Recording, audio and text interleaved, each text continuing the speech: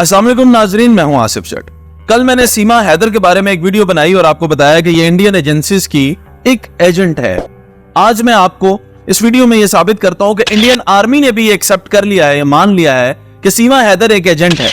अब वो पाकिस्तान की एजेंट है या इंडिया की एजेंट है, इस वीडियो में मैं आपको डिटेल्स देता हूं, सबूत आपके सामने रखता हूं। चाहे आप इंडियन है, चाहे आप पाकिस्तानी है, आप बिल्कुल न्यूट्रल होकर मेरी इस वीडियो को देखें, आपको समझ आ जाएगी कि वो इंडिया की एजेंट है या पाकिस्तान की एजेंट है। सबसे पहले तो मुझसे एक प्रेडिक्शन ले लें आप। प्रेडिक्शन ये है कि 10 से 12 लड़कियां जो हिंदू हैं और इंडिया से पाकिस्तान आई हुई हैं, वो भी बहुत जल्द पकड़ी जाएंगी यहाँ पाकिस्तान में। उन्होंने भी इस्लाम कबूल किया होगा और यहाँ पे मुसलमान लड़कों से शादी की होगी।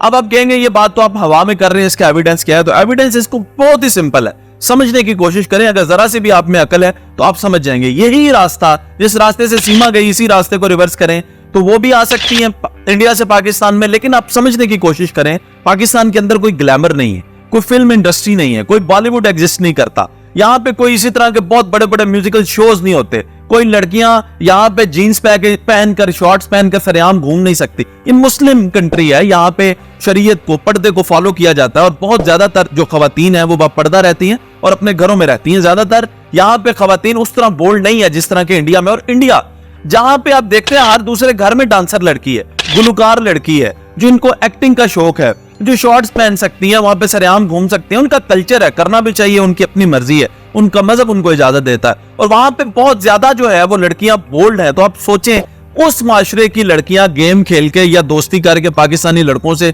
किस हद तक जाएंगी। अगर पाकिस्तान में सितंबर 2022 से लेके और 2023 में अभी जुलाई तक 2 लड़कियां पाकिस्तान से इंडिया जा सकती हैं, तो आप सोचे 10 से 12 लड़कियां इंडिया से पाकिस्तान क्यों नहीं आ सकती? जी हाँ, 2 लड़कियां हैं। एक इकरा नामी लड़की भी सितंबर 2022 में इंडिया गई थी और उसको डिपोर्ट कर दिया गया था, लेकिन सीमा हैदर को नहीं किया गया। आए अब मेन टॉपिक पे आते हैं, वापस बात करते हैं कि इंडियन आर्मी ने किस तरह एक्सेप्ट किया है कि सीमा हैदर एक एजेंट है। तो इनकी एक एक्स मेजर है, मेजर गौरव आर्या, जो कि इंडियन आर्मी को रिप्रेजेंट करते हैं इंटरनेशनल मीडिया पे, सोशल मीडिया पे, और अक्सर जो है वो बात करते हैं। कल उन्होंने बात की, 22 मिनट का उनका क्लिप था जिसमें से 12 मिनट उन्होंने एक्सक्लूसिव जो है सीमा हैदर पे बात की। और एक बड़ी अजीबोगरीब सी बात करते हैं, कहते हैं कि सचिन दबाव में है और सीमा के पास एक ऐसी कोई वीडियो है या कोई ऐसा सबूत है इनकी फैमिली के खिलाफ जिसकी वजह से सचिन दबाव में है। इस बात का जवाब लीजिएगा। इस लड़की के पास, इस बंदे के या इसके परिवार की कुछ ऐसी चीजें हैं। अगर आप इंडियन है या पाकिस्तानी पे, बिल्कुल न्यूट्रल होकर सोचिएगा। एक लड़की जिसके साथ 4 बच्चे हैं,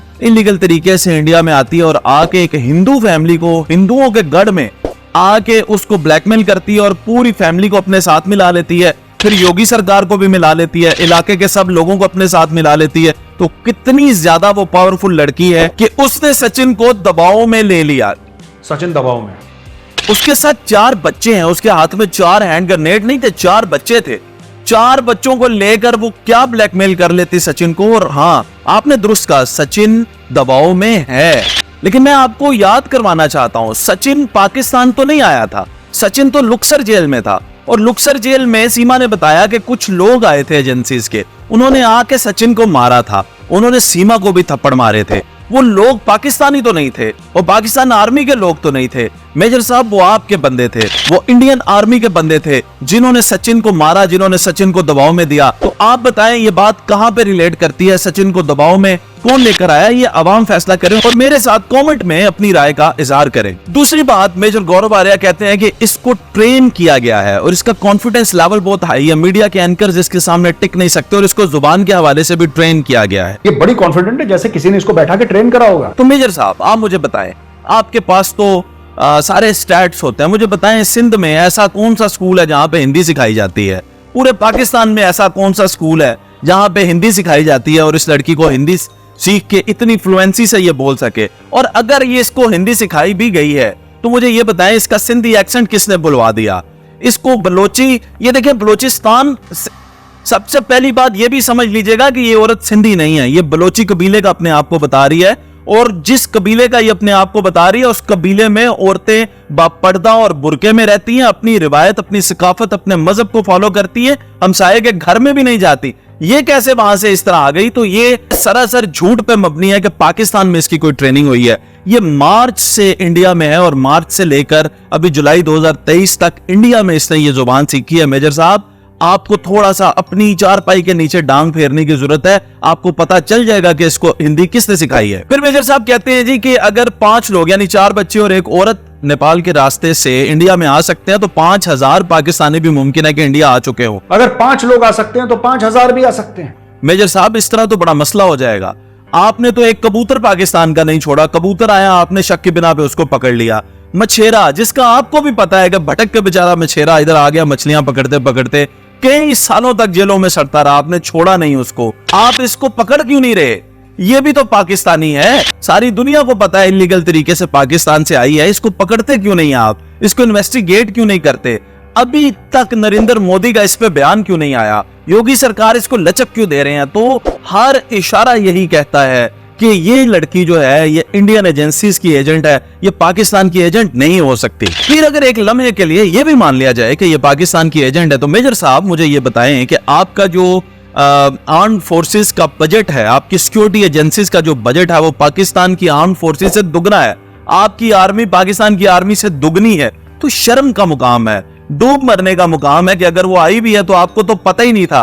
वो तो उसका जो बॉयफ्रेंड है सचिन, अगर वो बताता ना वकील को तो आपको तो पता ही नहीं था कि वो वहां पे है।